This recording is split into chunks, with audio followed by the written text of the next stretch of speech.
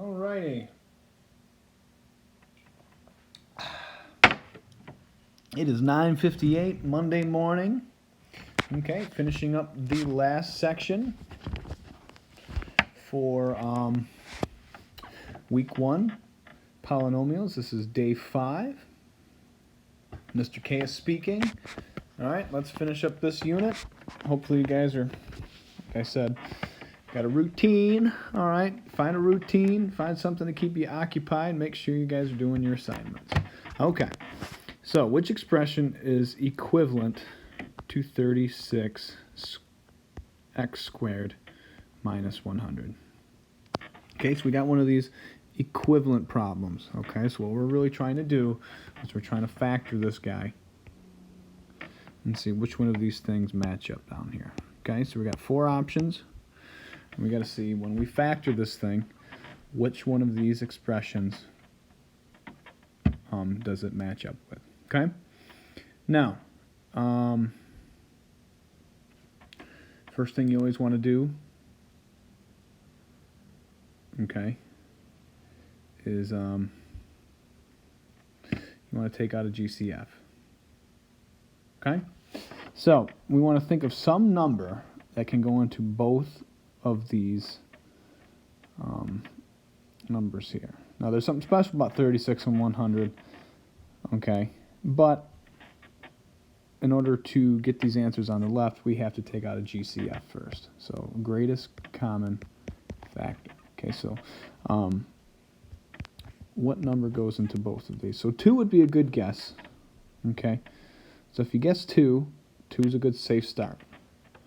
All right, but then if you notice, after you factor out a 2, you can also factor out another 2. So in both cases,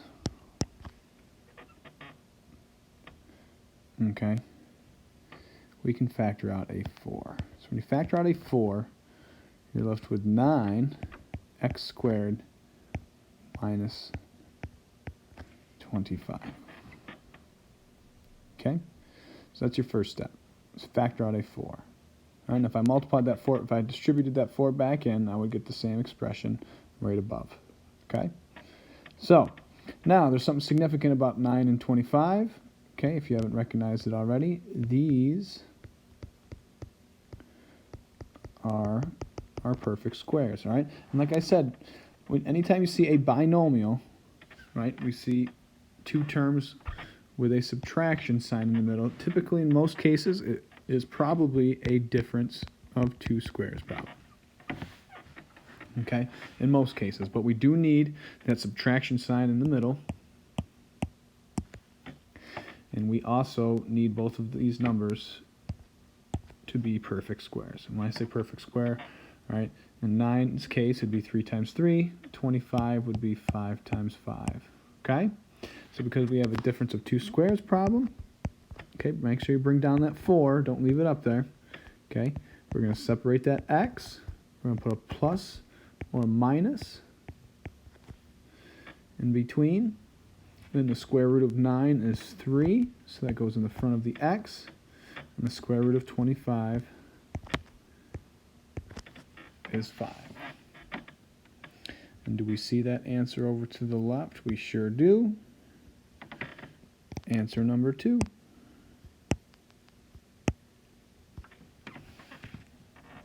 Okay, so that's 21. Let's scroll down to 22. Okay, so what is the product of this expression and this expression? Okay, so what we're trying to do is when we're talking about product, we are talking about multiplication. Okay? And so what we want to do is, it's kind of a pain in the butt. We're going to have to multiply this 2 by everything in the parenthesis. We're going to have to multiply this 3 into everything inside the parenthesis. Okay? So we're going to get one real large expression. Okay, so let's talk about the first one. So it's going to be 2x times 4x squared. So that's going to be 8 x cubed. Okay, 2x times a negative 5x will give me a negative 10x squared. And 2x times 6 give a positive 12x. Now going with the 3, okay, 3 times 4x squared is a positive 12x squared. 3 times a negative 5x is a negative 15x. And 3 times 6 is a positive 18. Okay. Now, let's put some pieces together, right? So, I don't see any other x cubed. All right, so I think that's going to go by itself. All right, I see a couple x squareds. So we're going to combine like terms with those.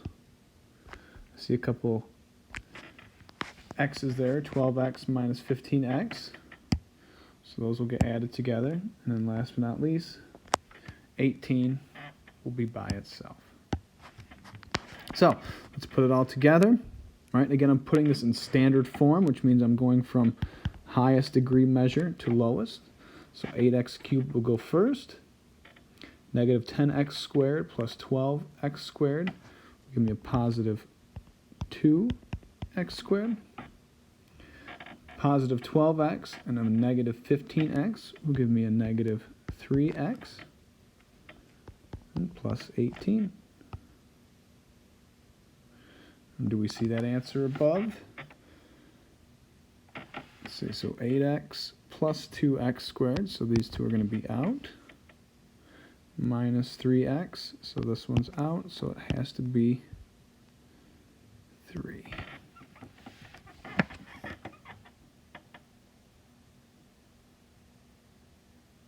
Okay, that's 22. 23. When multiplying polynomials for a math assignment, Pat found the product to be negative 4x plus 8x squared minus 2x cubed plus 5. And he had to state the leading coefficient of the polynomial. Pat wrote down negative 4. Oh boy, Pat. Okay, do you agree with Pat's answer? Explain your reason. All right?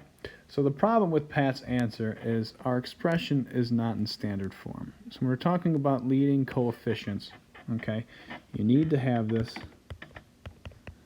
in standard form. Okay? So it was a good try, Pat, but we need to have this going from the highest degree measure to the lowest. So before we even answer the question, let's adjust this problem here for Pat. And so we can get everything in the right place. So then we can start talking about what the leading coefficient is. Okay? So you need to go from highest degree measure to the lowest. So we're going to start with that x cubed. So it's going to be negative 2x cubed. Our next highest degree measure is 8x squared. So plus 8x squared. Our next one is minus 4x. And our last one is plus 5, okay? So we're going from highest degree measure to the lowest. And now we can talk about leading coefficients. So what number comes in the front? Well, that's negative 2. So our leading coefficient isn't negative 4. It's negative 2, okay? And our reason is because Pat did not have his answer in standard form. Okay? So Pat did not have his answer in standard form. So do you agree with Pat? No. Okay, we do not agree with Pat. Okay. So let's take a look at this next one down here. All right. So I see a binomial, okay, 2 terms, and I also see a subtraction sign in between the w raised to the 4th power and that 36. So I'm suspecting that this right here is a difference of 2 squares problem. Okay? So let's talk about it though. How do we know? All right, well, let's look at w to the 4th. Okay? W to the 4th is actually equal to w squared times w squared. Okay? And so if we recall what it means to be, you know, a perfect square is just your some number times some number. So in this case, our number is just w squared. All right, so it's a difference of two squares, which means when we go to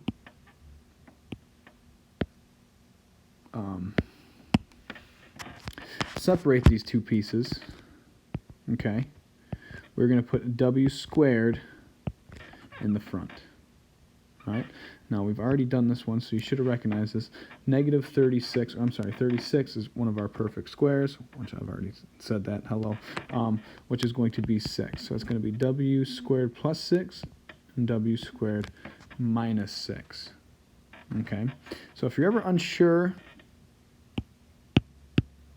whether or not this number up front is a perfect square, okay, take a look at that exponent here. Okay, so in most cases we see something like this, w squared minus 36. So we know that that w squared is just some number squared, so it gets separated, w plus 6, w minus 6. Okay, so when it's a number higher than 2, you want to check to make sure, is this number divisible by 4? Or I'm sorry, divisible by 2. So is 4 divisible by 2? Sure, it's 2. Okay, what about if it was w to the 6th power? Well, then it would be 6 divided by 2, which is 3. So it would be w plus 6, w cubed minus 6. Okay, so on and so forth. All right, so you want to take a look at that number. You want to take a look at that exponent, I mean. Okay, is it divisible by 2? In this case, 4 is divisible by 2. Right, which means you're going to have w squared on both sides. All right, so we kind of split it up, and then now this is our final answer right here. So w squared plus 6, w squared minus 6. Okay, these are automatically out because 18 times 18 is not 36, and so it has to be this one, because when we're doing difference of squares, you need that plus and that minus in between them. Okay, so this one is out as well. All right, so that's number 24. And finally, without further ado, let's do number 25. Okay? So it says, students were asked to write 6x to the 5th plus 8x minus 3x squared plus 7x to the 7th in standard form. Shown below are 4 student responses. Which student is correct? Okay? So, before we just start analyzing who has to my answer, let's get this expression in standard form, right? This would be good practice for us anyway. Okay, so we're going highest degree measure to the lowest. So we're looking at our exponents. Okay, so I see the highest one I see is a 7. So it's going to go 7x to the 7th power. That's our highest degree measure. Okay, so when we talk about leading coefficients, our leading coefficient in this expression, for this polynomial, would be 7, just so we're clear. All right, so 7x to the 7th, our next highest degree is 6x to the 5th. Our next highest degree is negative 3x to the 3rd. And last but not least, 8x. Fixing that 5 there. Okay, so now this is in standard form. We're going from highest degree measure to the lowest. So now let's take a peek over. Oh boy, everybody dropped it on. Bob, Carrie, Dylan. Okay. Dylan had it going the other direction. Silly man. All right, so it has to be Ann, because Ann's the only one I see starting with a 7. All right, so we probably didn't even have to finish the rest of that problem. All we had to do is look at what number comes first. Okay, but we finished it anyway because it's good practice for us. So that is the end of the polynomials unit. Okay, so check your answers. All right, I'll be sending out this answer key as well. All right, for those that don't like hearing my voice, all right, you can just look at the answer key and check to whether so you got the correct responses. Okay, so anyway, have a great day, you guys. All right, be expecting some resources getting posted tomorrow,